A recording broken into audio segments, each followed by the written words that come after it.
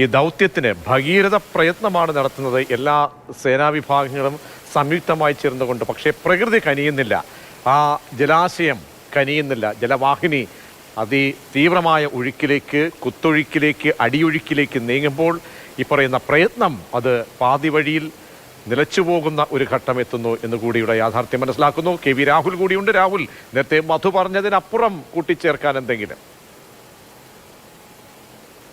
പുതിയൊരു സിഗ്നൽ കൂടി ലഭിച്ചു എന്നതാണ് ഇന്നത്തെ ദൗത്യത്തിൽ ഏറ്റവും അപ്ഡേഷനായി ഉള്ളത്. ഡ്രോൺ പരിശോധനയിൽ പുതിയൊരു സിഗ്നൽ കൂടി ലഭിക്കുന്നു എന്നതാണ്. അതായത് ഈ ദൗത്യ സംഘം നമ്മളെ അറിയിച്ചത് പ്രകാരം ഉള്ള കാര്യം ഞാനൊന്ന് വായിക്കാം. Contact point CP4 located near big rock mount in middle of Gangavali during navigational error correction flights using Elaina geo systems. Data signature much stronger akin to truck profile. അത് ട്രക്കിൻ്റെതെന്ന സംശയിക്കത്തക്ക വിധത്തിലുള്ള അത് ഒരു സംശയിക്കത്തക്ക വിധത്തിലുള്ള ഒരു പുതിയ സിഗ്നൽ കൂടി ലഭ്യമായിട്ടുണ്ട് എന്നതാണ്. അങ്ങനെയെങ്കിൽ അത് 4ാമത്തെ സിഗ്നലാണ് ഗംഗാവലി പുഴയിൽ നിന്ന് ലഭ്യമാകുന്നത്.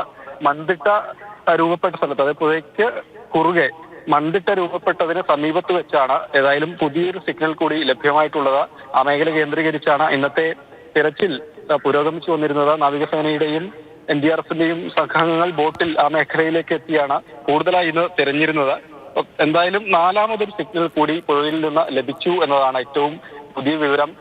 ഇന്നലെ അതായത് മുകളിൽ വീണ ഇലക്ട്രിക് ടവറിന്റെ ഭാഗം, അതുപോലെ നേരത്തെ തന്നെ ഒരു ടാങ്കർ ലോറി അതിന്റെ ബുള്ളറ്റ് 7 കിലോമീറ്റർ ദൂരെ നിന്ന് കിട്ടിയിരുന്നു. അതിന്റെ ക്യാബിൻ ഇപ്പോഴും പുഴയിൽ തന്നെയാണുള്ളത്. അതിന്റെ സിഗ്നൽ മറ്റ് ട്രക്കിന്റെ അർജുന്റേതെന്ന് സംശയിച്ച ട്രക്കിന്റെ സിഗ്നൽ ഇപ്പോൾ ഇതാ പുതിയ ഒരു സിഗ്നൽ കൂടി ലഭ്യമാവുകയാണ്.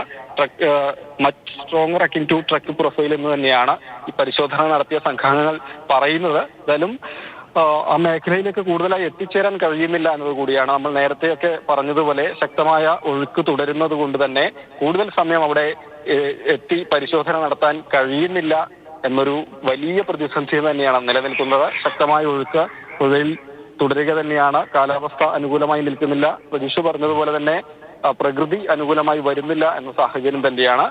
ഈ 4ാമത്തെ സിഗ്നൽ കേന്ദ്രീകരിച്ച് ഇനി കൂടുതൽ പരിശോധന നടത്തുക തന്നെയാണ് ചെയ്യുക. അതിനും അനുകൂലമായി നിൽക്കേണ്ടത് കാലാവസ്ഥ തന്നെയാണ്.